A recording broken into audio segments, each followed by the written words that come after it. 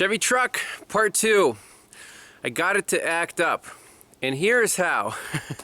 The owner's gonna pick it up this weekend. I'm like, you know what? I'm just gonna try to reproduce the fault, even if the truck doesn't want to do it on its own. We're gonna try a few things. First being a bottle of water. I took this thing and I sprayed the ignition system, distributor, wires, the coils under the air cleaner there. This side. So get it nice and wet. Took it for a spin. And it was running smooth, and then going up a grade. It was an overdrive. Converter's locked up at 40 miles per hour. Very low RPM. Stepped on the throttle just a little bit, and sure enough, you got the fish bite. The truck was like boom, boom, boom, boom, boom, boom, pretty consistently going up this grade. You give it more throttle, it downshifts and runs smooth again. Why is that? Well, at very low RPM under high load, that spark needs a lot more energy to jump, and that's when everything's under stress. The whole ignition system, the wires, the coil, it really needs to put out the energy and get it to the spark plug. If there is a secondary voltage leak somewhere and it finds an easier path to ground, it'll go there. Now, if you look at the wires back here, it's kind of a rat's nest. The ignition wires are just, they're held in by these clips, but over there by the distributor, you can see that they're also touching some of the wiring harnesses, the low voltage wires, especially the wires going to the distributor, like that reference wire goes through that harness. So I'm not going to touch anything yet. I want to reproduce the fault, get it on the scope, see what that reference wire is doing, and then if we catch it, go under here and reposition some of the high voltage wires away from the harness, spray down again, repeat the experiment, and if we have a definite, before it was acting up and then it's not acting up, then we can call it fixed, and we'll get hopefully get the proof on the scope. So here we go. So the Pico is a perfect tool for this job. This is the file that we took a week ago with the known good, 4 channels. We have a reference wire, the spark timing wire from the computer to the ICM, an injector control wire, and also the ground for the ICM. So if the file's already opened up, we can just hit record, and our 4 channels are hooked up to the computer in the exact same fashion. There they are. So we're going to keep that there. And to catch these glitches, I want to increase the samples per second. So this is how many samples are on the screens. Right now it's 2 million samples, but if we're doing a long screen capture, we want to get more samples on there to really get that detail. So I'm going to jack it up to like 4. Now let's go 5 million samples on the screen, and here we can go 1 second per division. Let's see, roll the scope. Uh-oh.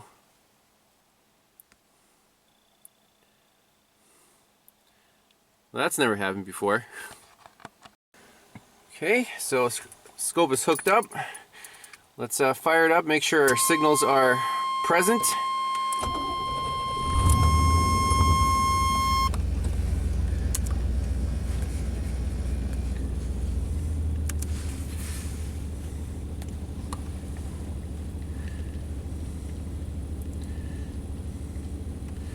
Yep, we have good signal. And you'll see that with 5 million samples per second, we can see that oscillation very nicely on the injector, so that we definitely have good resolution even at this long screen time. Alright, here we go. And on the scanner, we'll do our favorite road test data.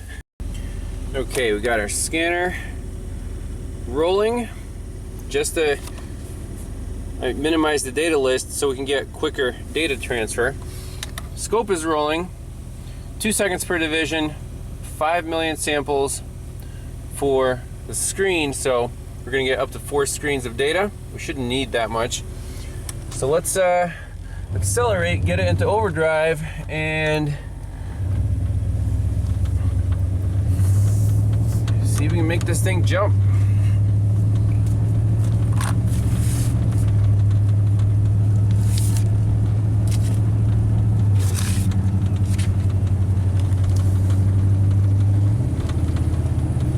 So about 40 miles per hour, that's when it goes into overdrive and locks up that converter.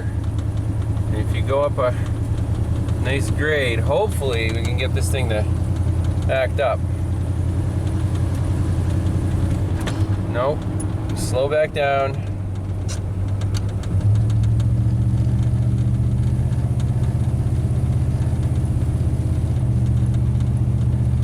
Ah, now we're over the hill. It really needs to lug itself for like 5 seconds before it starts to hiccup. So right now it's running smoothly, even though we sprayed the whole system down with water. So again, very intermittent problem, but we can at least increase the frequency of the problem occurring. So I'm just gonna keep driving it, and if I catch on the scope, I'll show you the capture. All right, we got it. We got it on the scope. This is freaking awesome. Wow, check that out. This is the problem. Right there. Brrr. That's when the computer thinks you're going 6,000 RPM. Well, actually, this is the reference pulse, okay? And that is the EST pulse from the computer back to the ignition control module. So, what happened first, the chicken or the egg here? Look at that. This is the reference, and if you get a little pulse there, does that set off this nonsense on the computer control wire? Because then look, it ramps up the coil and just holds it, and right there we come back, and this thing hiccuped several times in a row. You can see two occurrences right there. Okay, and again we see the same little fake pulse on the reference wire, and then this just weird stuff on the computer. And you can see the computer is like, you know, this is when the coil is supposed to pulse on the falling edge, so it ramps it up and then it lets the cuts the current off. But here it's like the coil is basically being kind of energized and let go over and over and over again in a very short period of time, so there's no spark occurring. And there's no spark occurring until we get back to here. It's a complete loss of spark.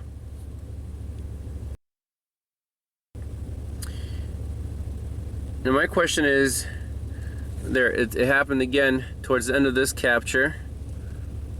Same thing looks like.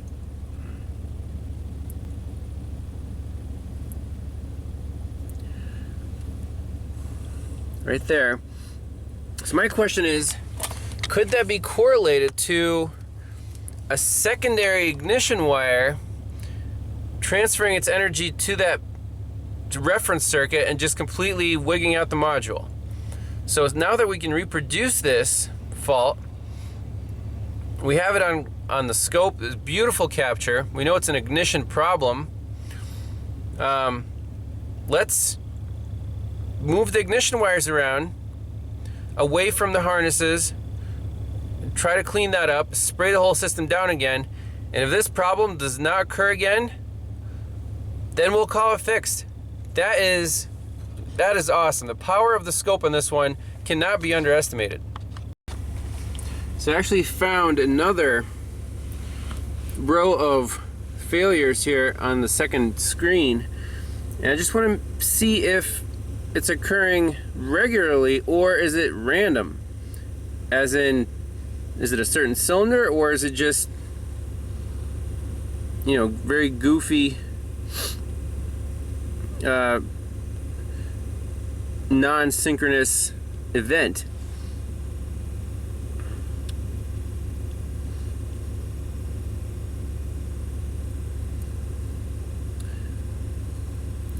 So every time we see this, there's a little step on the reference pulse which shouldn't be there. That's one. Then the EST pulse from the computer to the ICM goes nuts. So let's say that's cylinder 1. Let's just count. 2, 3, 4, 5. So there's four steps right there. It happens again. And then the coil gets let go. 1. It happens again. So this is where it was like boom, boom, boom, boom. It was really acting up pretty bad. You can see there's more events.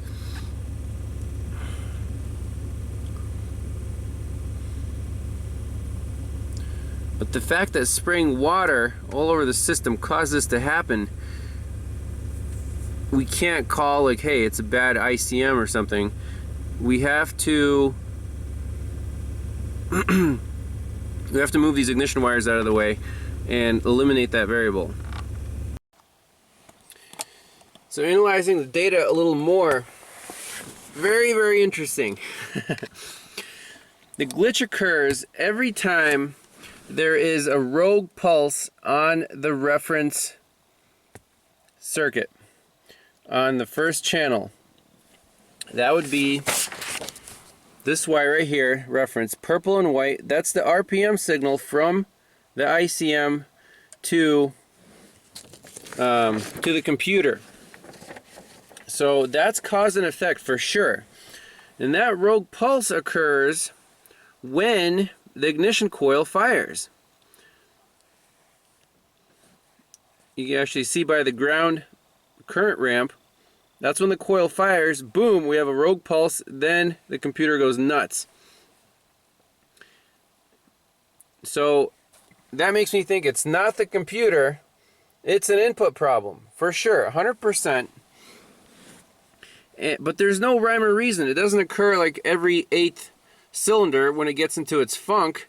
It's kind of random, and that makes me think that it's not really a secondary, you know, interference problem. It has to do with this ignition control module. Whenever it, you know, shuts the current off to the coil, for some reason the internal circuitry sends a little pulse on the reference, and then the computer is like, doesn't know what to do, because the next real pulse occurs right there. And we have like 2 rogue pulses in this gap, so the coil kind of fires there, I guess.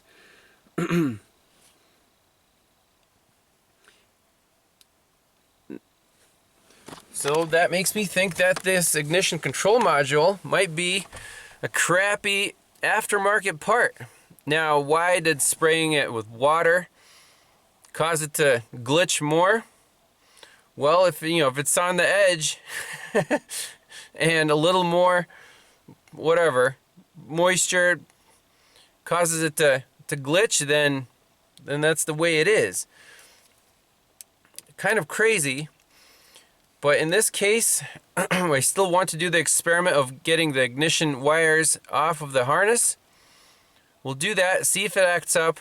But if this ignition control module is not OEM AC Delco, I would be putting a new one in there just to rule that out. So I did a little cleaning up of the ignition wires here.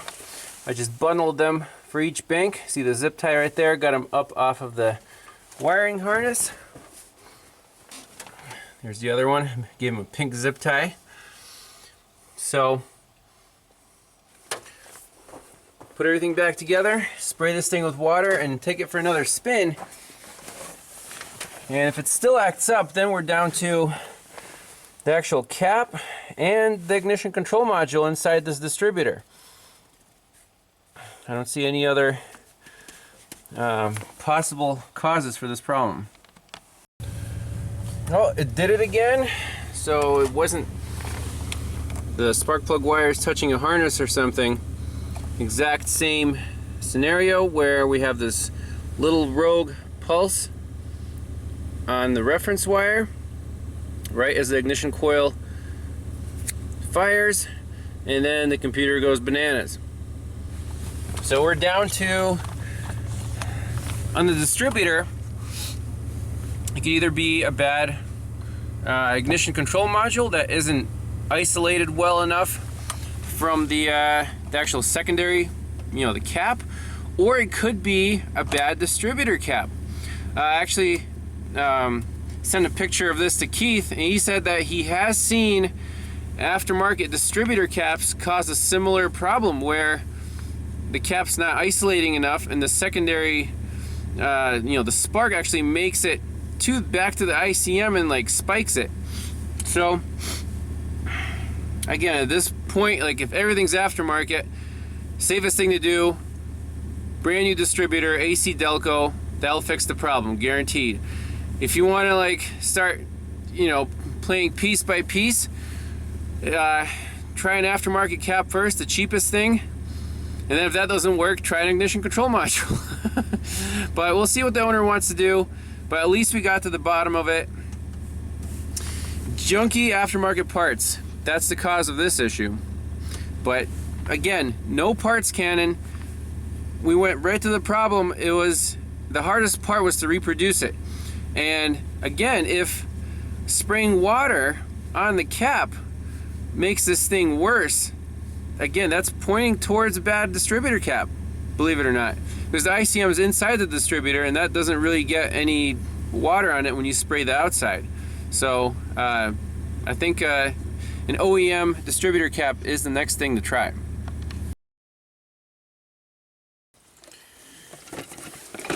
Brand new distributor cap, Delphi, not just quality, Delphi quality.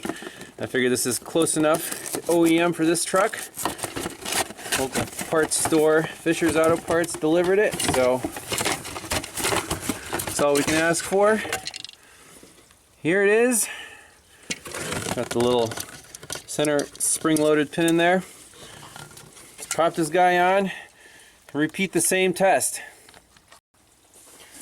We'll take the air cleaner off for ease of access.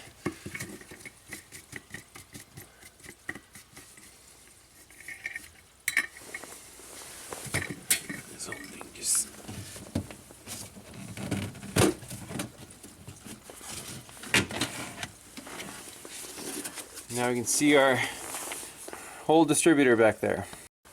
So I got all the plug wires labeled. You don't mix them up.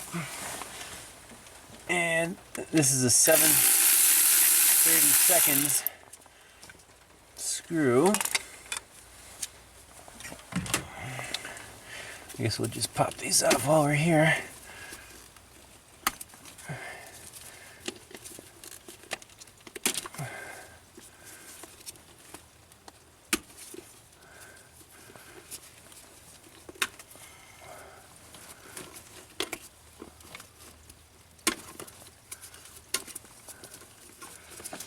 So the owner told me, I spoke to him yesterday about this.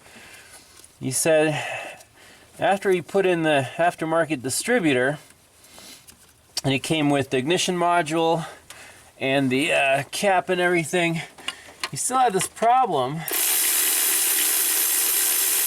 So then he installed a new ignition control module. And he said the brand was BWD from Advanced Auto Parts. So I'm like, oh, broken when delivered. He kind of cracked up at that. So there's the cap. If we see any traces of arcing or anything, doesn't look like it.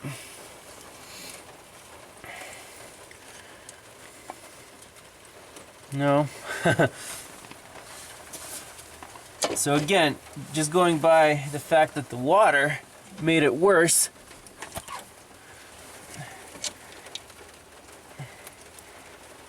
we're suspecting a bad cap, but however, it's not guaranteed.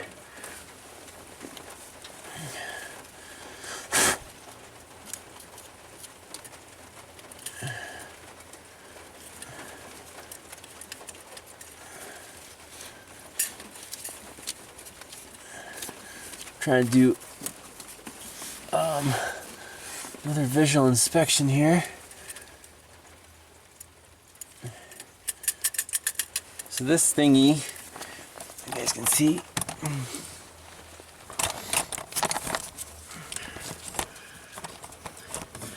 I don't know what this is all about. This is just a ring that spins. So that's the pickup coil down here. 2 wires, and those go to the backside of the ignition control module.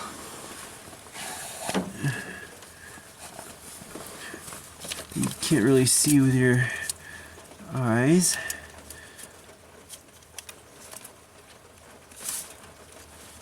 Well, one of the screws for the ignition control module is loose. That's not good. One's tight and one's loose. Kind of a hard spot to get a good shot here. So this back screw holding the module to the base is loose. So if that module doesn't have a good ground, that could be part of our issue. However, we're going to tighten it down. Actually, no. Oh, that sucks. I'm just going to take this module off of here and do a visual inspection on the screws.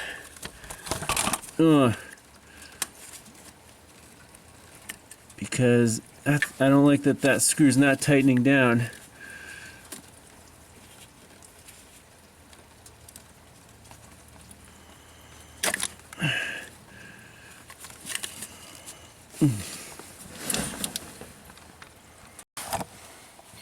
So this screw on the back side of the module, 1 out of 2, it's definitely stripped out the distributor base. You can see it's kind of like a helicoil. There's what came out with the screw. That's unfortunate. Maybe we can find a screw with a little bigger thread and tap a new hole, because that module, it grounds the ignition coil through the distributor base.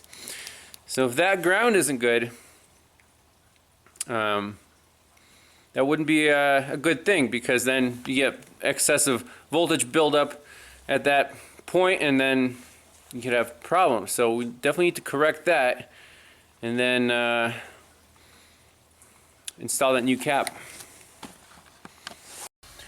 So before popping on the new cap, what I found on these Chevys that keeps them running problem-free a lot longer is if you just spray the inside with WD-40, keep the moisture out. It's a common problem, get moisture buildup in the cap, and then you get corrosion, and eventually you'll get misfires and a no start. You can see those contacts in there getting green and oxidized. So we'll give this thing the best chance that it has.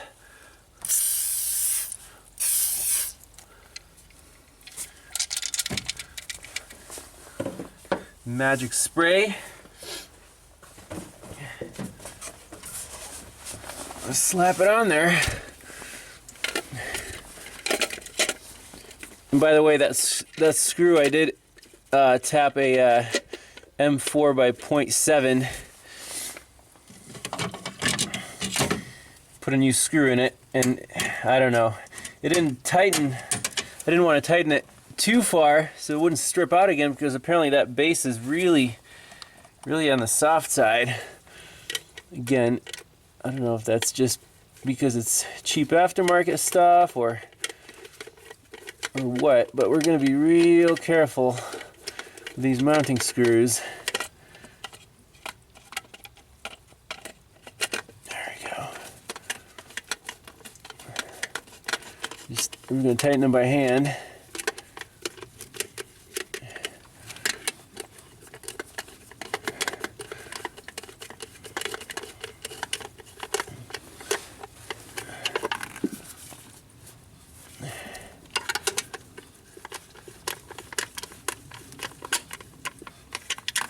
This thing is on there securely, and then before putting the wires on, we'll put just a little dab of dielectric grease on each of the towers to prevent any moisture intrusion. Again, not super tight, just enough to snug it down.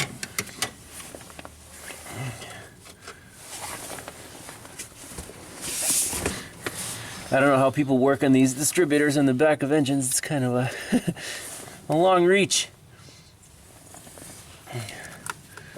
Alright. What I got here? These four over here. And the firing order's written on the engine block, so we know that that guy was number 1. That's number 1 right there. And then it goes 8, 4, 3, 6, 5, 7, 2.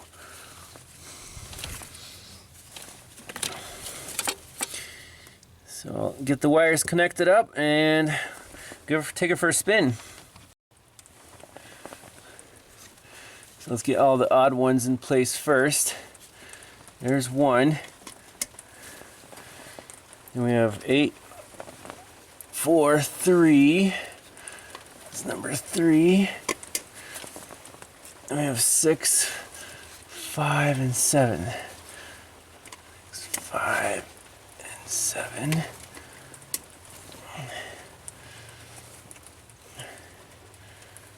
One, 8.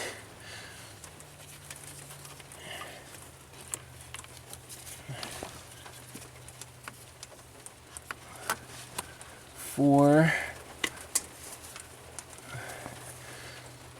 3, and 6.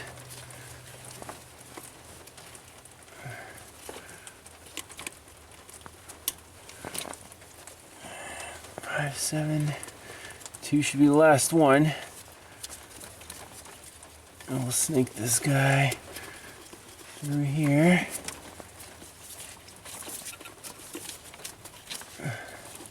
Again, not the cleanest installation, I guess, but we'll just make sure it's not touching any of the harnesses.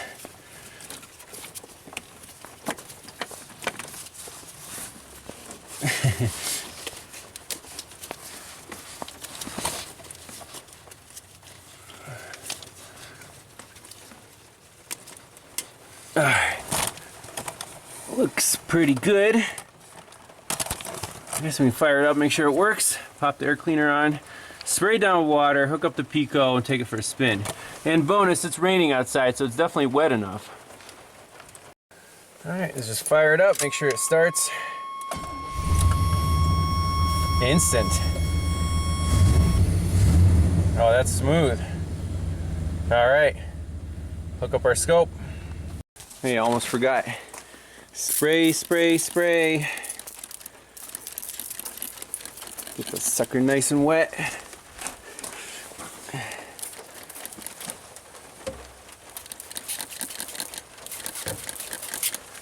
Should be good. All right, here we go. Scope is rolling. Do a cold start.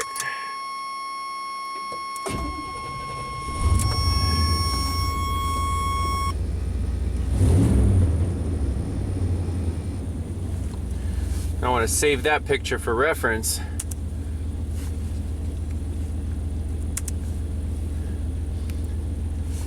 Just so we know what a known good looks like with the, new cap and everything. And I also want to do a couple checks on these 4 circuits going to the ignition control module. Are they pull up and pull down? Just to get really familiar, just in case we run into this again. So you can see the ground circuit.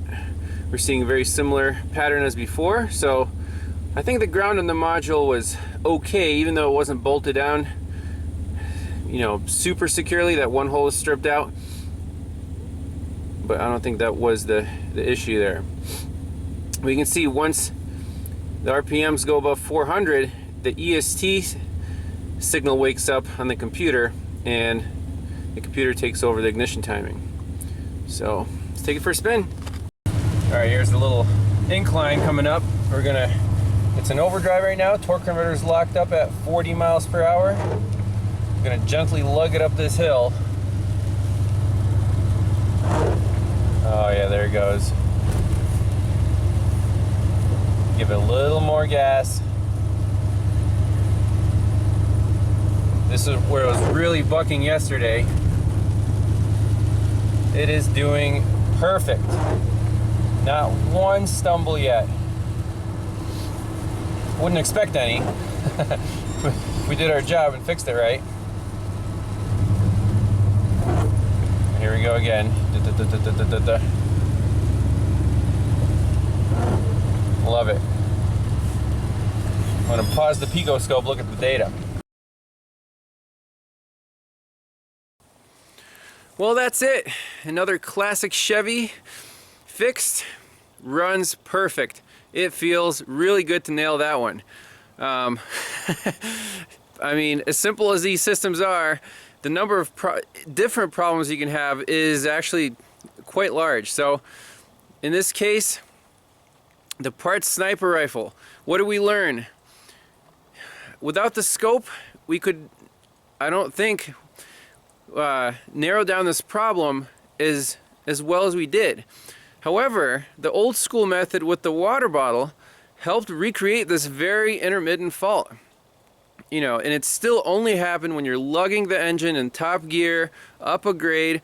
So we needed both old school and new school to nail this one, but that's it. New distributor cap, WD-40, runs like a top. A little bonus footage. Just want to do a couple of checks on this bypass ignition system just to familiarize myself, you know, with the circuitry like intimately. These 4 wires, 4 channels. I want to see what's pull up and pull down coming from the computer or from the ICM. The one channel that we didn't have connected before is this bypass wire. So this is going to be, everything's plugged in, known good. Key on. Start up. And shut down. That's all we need. Pause that. I'm going to save this, and then I want to go under the hood, unplug the 4-pin connector from the distributor, and do the same thing. It probably won't start up because the injectors won't know when to fire, but I still want to see what happens to that bypass wire, and basically if the computer's sending out a signal and it's being pulled down by the ICM, or if it's being pulled up. Okay, so here's the known good startup. The green is that bypass wire. So check out what happens right here. So the engine starts up, and as soon as it reaches a certain RPM, I believe it's 400 RPM, we could even calculate it using the cursors, but the bypass wire goes high to 4 volts, and that's when the computer starts sending the EST pulse. So it's in control of the spark from this point on. That's pretty cool. By the way, a neat feature on the Pico, once you set up your time cursors, and I want just 1 revolution of the engine, and that is 4 spark events. This is a V8. So 1, 2, 3, 4.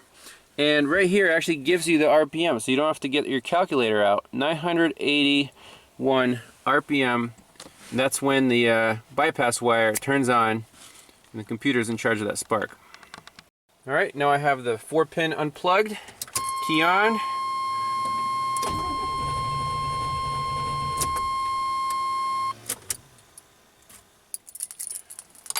And that's about what we expected.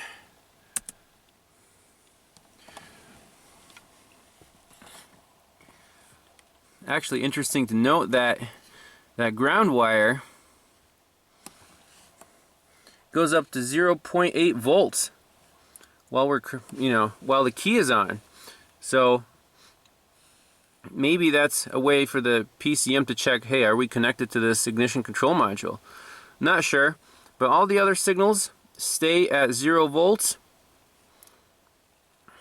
Okay, so the reference pulse we know is a pull up by the ICM.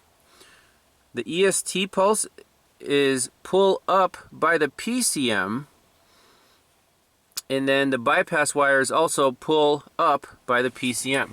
That's what I wanted to know, so hope maybe that helps someone for future reference testing these old school GM ignition bypass systems. But thanks all for watching. See you next time. Bye bye. So the owner of the truck and his dad, the original owner, showed up with the F350 to pick up the old Chevy. I think they're pretty excited to get it back. I asked them why didn't they drive it back, 2 hours. I guess they don't trust it yet, but hopefully that'll change soon.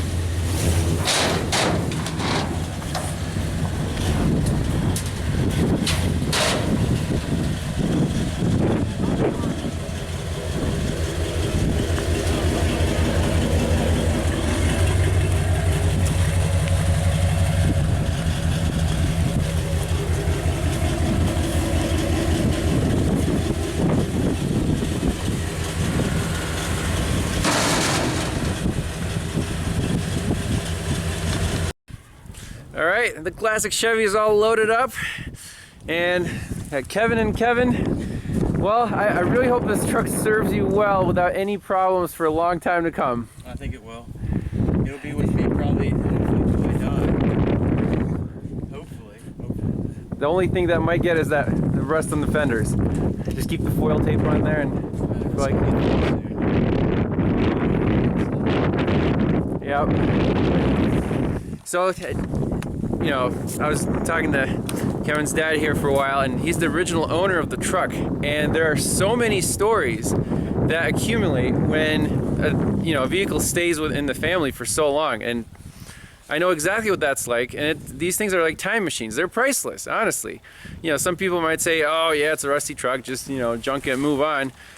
No, it's really worth keeping these things on the road, especially. They're pretty reliable, and they'll just keep on going and bring people lots of memories and smiles. So why not invest in your old ride and keep it on the road? And I think with that we'll wrap this one up. They'll keep me updated on how the truck does, how it performs. I told them to drive it more. I'm kind of disappointed they didn't decide to drive it back to 2 hours. It needs a good highway run. But I think that's about it. So thanks for watching. See you guys next time. Bye bye. There goes the classic Chevy. That was a fun case study. I think you'll enjoy it.